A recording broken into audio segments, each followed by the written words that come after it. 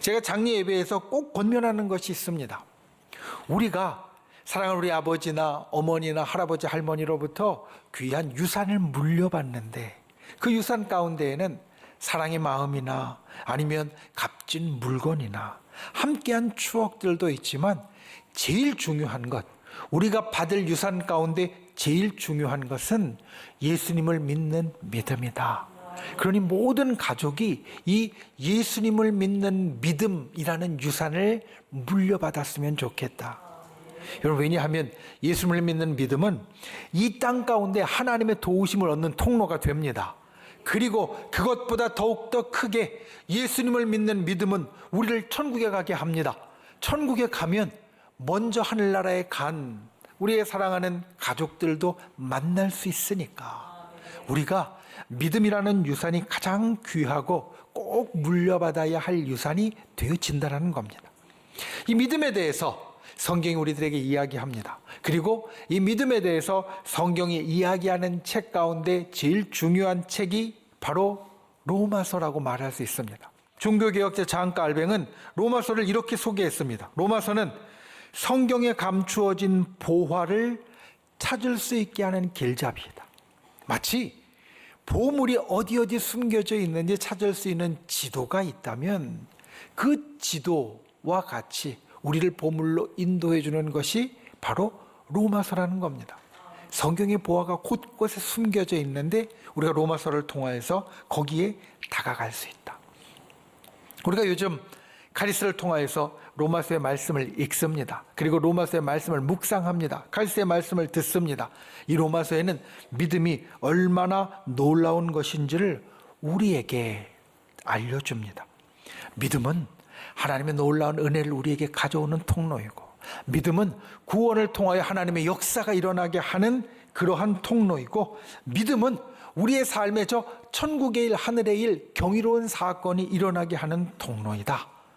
그리고 하나님께서 우리에게 놀라운 구원의 역사를 베푸시는데 이 놀라운 구원의 역사는 아까 이야기한 것처럼 믿음 외에 다른 것으로 우리에게 주어지지 않는다. 하나님은 우리에게 구원을 베푸시기 위하여서 오직 한 가지만 요구하시는데 그것이 바로 믿음이라는 겁니다. 오직 예수님을 믿기만 하면 예수님께서 나의 구원자가 되십니다. 오직 예수님을 믿기만 하면 내가 하나님의 자녀가 됩니다. 오직 예수님을 믿기만 하면 천국을 상속받는 자가 됩니다. 이 놀라운 믿음의 능력, 이 놀라운 믿음의 능력을 갖고 경험하는 저 여러분이 되시기를 예수님의 이름으로 축원을 드립니다. 그리고 로마서가 이 믿음에 대해서 이야기를 하기 때문에 성경에 있는 모든 보화를 찾아가는 길잡이가 되어집니다. 왜냐하면 믿음을 가지고 성경을 볼 때 그 속에 보화가 보이기 때문입니다. 나타나기 때문입니다. 그리고 이 로마서가 믿음에 대해서 이야기를 하는데 이 로마서는 말 그대로 로마에 있는 교회에 전해진 서신입니다. 그러니까 믿음이 이와 같이 놀라운 역사를 일으킨다라고 우리들에게 전해주는 로마서는 개인에게 전해진 것뿐만 아니라 보다 더 주요하게 로마 교회라는 교회 공동체 성도들에게 전해진 것이라는 말입니다. 오늘 우리는 로마서의 마지막 부분을 봅니다. 주님께서 바울을 통해 로마의 성도들과 교회에 주시는 마지막 부분의 말씀입니다. 그리고 성경의 보화로 우리를 인도하는 로마서, 그 로마서의 마지막 말씀을 통해 우리가 오늘 우리 교회 창립 기념주일에 우리 교회와 개인을 향하여 주님이 오늘도 이루시는 그 놀라운 역사, 그것을 바라보고 그 놀라운 역사를 소망하는 귀한 은혜가 있기를 예수님의 이름으로 축원을 드립니다. 첫 번째, 주님은 시작부터 끝까지 동일하십니다. 오늘 말씀의 제목이 수미일관 놀라운 역사를 소망하라입니다. 놀라운 역사를 소망하라. 이 한 주간 우리가 붙잡을 주제입니다. 다니엘 기도를 통하여서 우리는 이 한 주간 하나님의 놀라운 역사를 소망할 겁니다. 기도를 통하여 그것을 이루어 갈 겁니다. 우리에게 나타나게 할 겁니다. 그런데 이 놀라운 역사 앞에 붙어 있는 말 수미일관이라는 것을 우리는 기억해야 합니다. 수미일관, 머리부터 꼬리까지 하나로 꿰뚫는다는 말입니다. 그리고 보통 어떨 때 쓰이느냐, 처음부터 끝까지 한결같다라는 것을 말할 때 이 말이 사용됩니다. 오늘 우리는 로마서의 마지막 부분을 봅니다. 로마서 15장. 로마서는 총 16장까지 있는데 16장은 인사말입니다. 그러니까 로마서 15장이 거의 마지막 부분입니다. 이 마지막 부분에서 수미일관을 말하는 이유, 그것은 이 로마서의 마지막 부분이 로마서의 처음에서 이야기하는 말씀과 그 내용과 주제가 일치하기 때문입니다. 오늘 말씀 15절은 말합니다. 내가 너희로 다시 생각나게 하려고. 그러니까 이미 한 말이 있다는 겁니다. 이 말은 어디에 있느냐? 로마서의 제일 앞에, 제일 처음 편지의 서두 인사말을 지나고 5절과 6절에 보면 이렇게 말합니다. 그로 말미암아 우리가 은혜와 사도의 직분을 받아 그의 이름을 위하여 모든 이방인 중에서 믿어 순종하게 하나니 너희도 그들 중에서 주 예수 그리스도의 것으로 부르심을 받은 자니라. 로마서의 처음 말씀은 이런 이야기를 합니다. 우리가 주님께로부터 은혜를 받았다. 사도의 직분을 받았다. 우리는 예수님의 이름으로 이방인들로 믿고 순종하게 만들어준다. 우리는 그리스도의 것이다. 사실 이 말씀을 오늘 말씀 16절에 보면 그대로 나와 있습니다. 우리가 은혜를 받았다. 우리를 그리스도 예수의 일꾼이 되게 하셨다. 앞에는 사도라고 이야기를 했는데, 그리고 나서 우리가 제사장으로 이방인들을 제물로 거룩하게 하나님께서 받으실 만한 자로 드린다. 우리가 하나님의 소유가 되었다. 표현은 조금씩 다르지만 앞에 로마서의 제일 처음에 이야기했던 것을 오늘 똑같이 마지막에서 우리에게 전하고 있다는 겁니다. 하나님께서 처음에 하신 말씀을 끝에도 똑같이 하십니다. 이 말씀은 비단 로마서뿐만이 아닙니다. 로마서의 시작과 끝이 동일하다는 것을 넘어서 주님은 세상의 처음과 끝에도 동일하게 역사하십니다. 우리의 삶의 처음과 끝에도 동일하게 역사하십니다. 우리의 모든 일의 처음과 끝에도 동일하게 역사하십니다. 이것이 오늘 우리가 말씀 가운데 처음 듣는 것이 됩니다. 하나님은 시작부터 끝까지 영원토록 변함없이 동일하게 역사하신다. 우리 교회 역사를 보면 사실 이것을 알 수 있습니다. 우리 교회가 69년 전에 이 땅에 세워졌습니다. 이 땅에 세워질 때의 그 이야기 우리가 들었지만, 우리가 어떤 목사님이 내가 세워야 되겠다라고 개척해서 교회가 세워진 것이 아닙니다. 우리 교회는 처음에 5가정에 모여서 예배를 드리면서 시작했습니다. 그리고 그 가정은 어떤 가정들이었느냐? 성령의 뜨거운 역사를 경험한 사람들.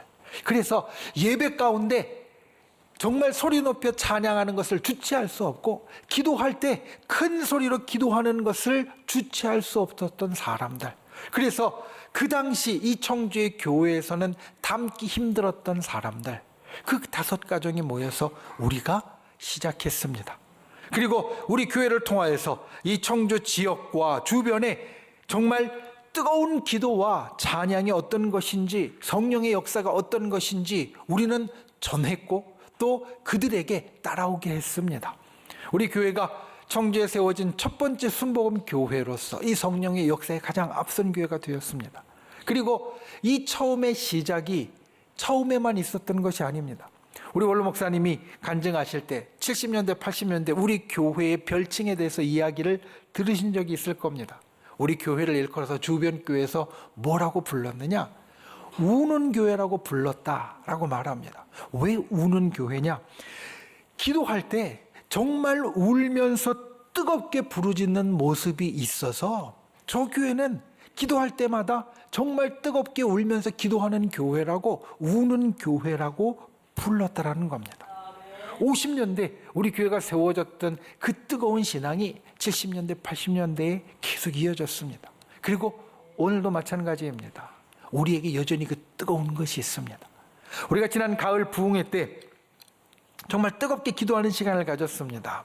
그때 강사로 오신 목사님께서 정말 열정적으로 우리들에게 은혜를 주고 가셨습니다. 그 교회 성도님을 제가 집회가 끝나고 만날 기회가 있었습니다. 그 집사님에게 이야기를 했습니다. 지난 우리 교회 집회 보셨냐고. 그때 우리 교회 집회가 이제 인터넷을 통해서 다 나가고 있었기 때문에 보았냐고 물었습니다. 봤다라고 이야기를 하면서 이런 이야기를 합니다. 우리 목사님이 피를 받으셨던데요. 이렇게 이야기를 합니다.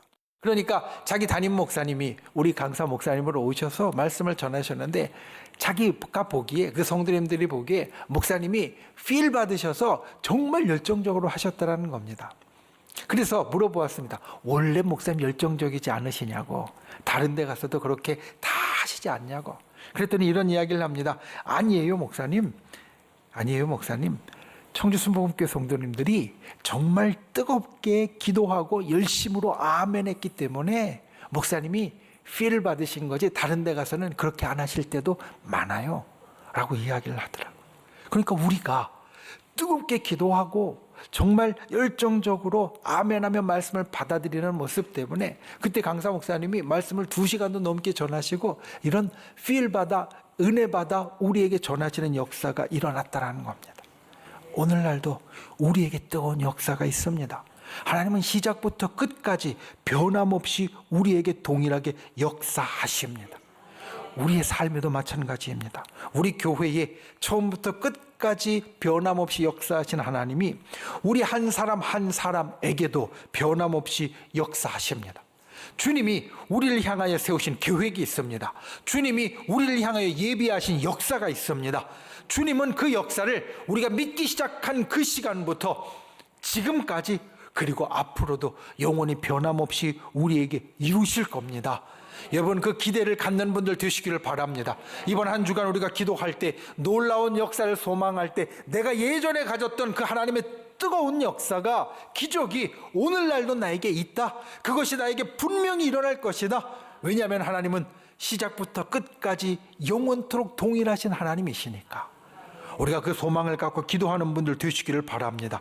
로마서가 시작부터 끝까지 동일한 것처럼 하나님의 역사가 우리의 삶에도 우리 교회에도 시작부터 끝까지 동일할 줄 믿습니다. 이것을 소망하며 기도하며 이루어가는 저와 여러분이 되시기를 예수님의 이름으로 축원을 드립니다.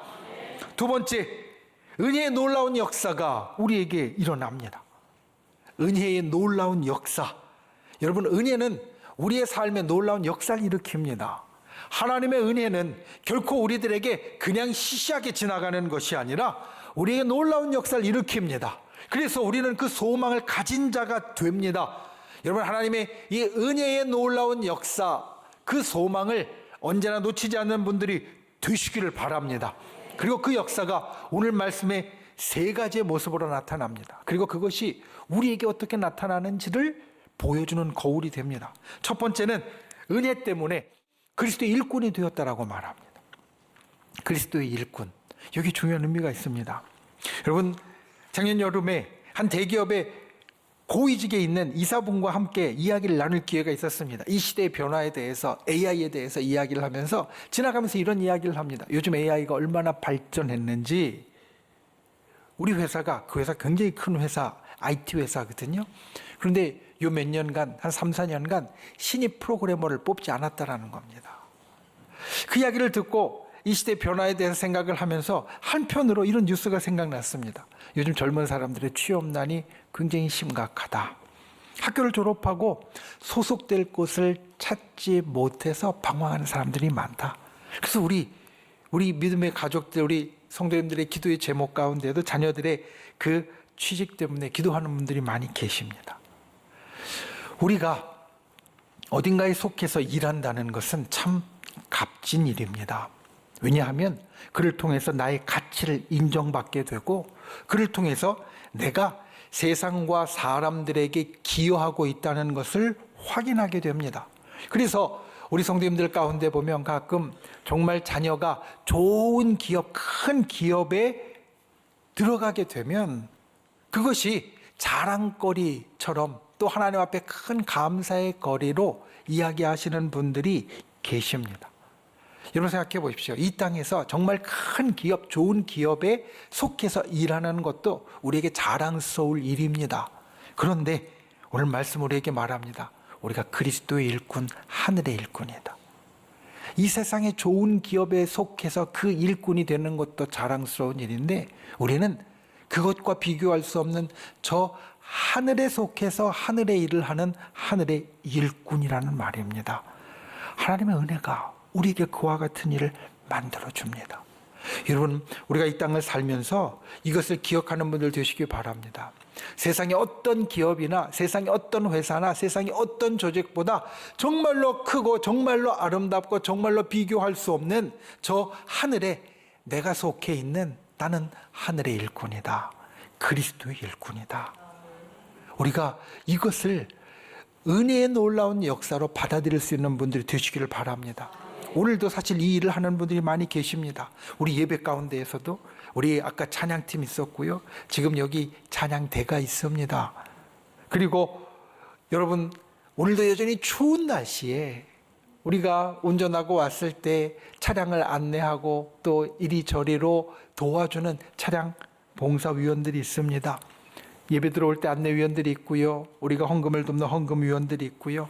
지금 식당에서 여러분들이 예배 마치고 가서 맛있는 떡국 준비하고 있는 봉사하는 우리 권사님들 계시고요.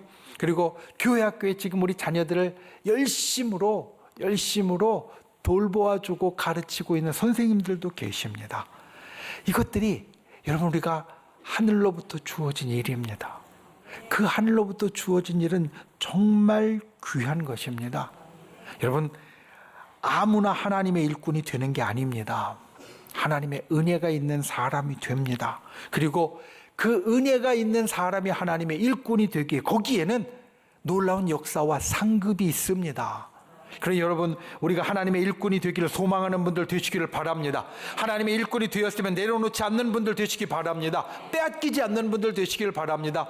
내가 저 하늘에 속한 자로 하늘의 일꾼이 되었다. 이게 정말 선물과 같은 은혜다.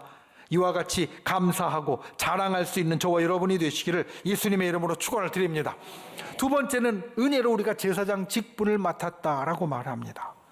이것은 하나님의 일꾼이 되는 것보다 한 걸음 더 나아가는 겁니다. 왜냐하면 제사장에게는 두 가지 정말 중요한 역할이 있기 때문입니다. 하나는 중재의 역할입니다. 제사장은 제물을 가지고 하나님 앞에 드리는 사람입니다. 그 제물은 제사를 드리는 사람이 가져온 겁니다. 가져온 것을 대신해서 하나님께 드립니다. 그리고 제사를 드렸을 때 하나님의 말씀이 있으면 하나님을 대신해서 그 말씀을 제물을 가져온 사람에게 전합니다. 그러니까 제물을 가져온 사람과 하나님 사이에서 중재 역할을 하는 것이 제사장에게 주어진 직분입니다. 우리에게 그 직분이 있습니다. 오늘도 여전히 이 세상과 하나님 사이에 중재자가 필요합니다. 이 세상에 하나님께 나아가는 길을 열어주고 그리고 하나님께서 베풀어 주시는 것을 전달할 사람이 필요합니다. 그게 바로 저 여러분입니다. 그리고 제사장에게 주어진 두 번째의 중요한 직분이 있습니다. 그것은 축복입니다. 민수기 6장 24절에서 26절 이렇게 말합니다. 여호와는 내게 복을 주시고 너를 지키시기를 원하며 여호와는 그의 얼굴을 내게 비추사 은혜 베푸시기를 원하며 여호와는 그 얼굴을 내게로 향하여 드사 평강 주시기를 원하노라. 구약의 축도 제사장의 축복입니다. 하나님께서는 이 축복을 제사장에게 백성들에게 전해주라고 말씀하셨습니다. 그러니까 제사장은 하나님의 축복을 전하는 사람, 세상을 축복하는 사람입니다. 복되게 하는 사람, 잘되게 하는 사람입니다. 하나님 우리를 이렇게 세워주셨습니다. 나 때문에 세상이 잘 돼야 합니다. 나 때문에 사람들이 복을 받아야 합니다. 이게 우리가 세움받은 것이다. 나는 사람과 하나님을 중재하는 사람이고 하늘의 축복을 사람들에게 전해주는 사람이다. 이와 같은 것을 기억하고 이루는 저와 여러분이 되시기를 예수님의 이름으로 축원을 드립니다. 그리고 은혜가 우리의 삶에 이루는 놀라운 역사 세 번째가 바로 성령의 역사가 일어난다는 겁니다.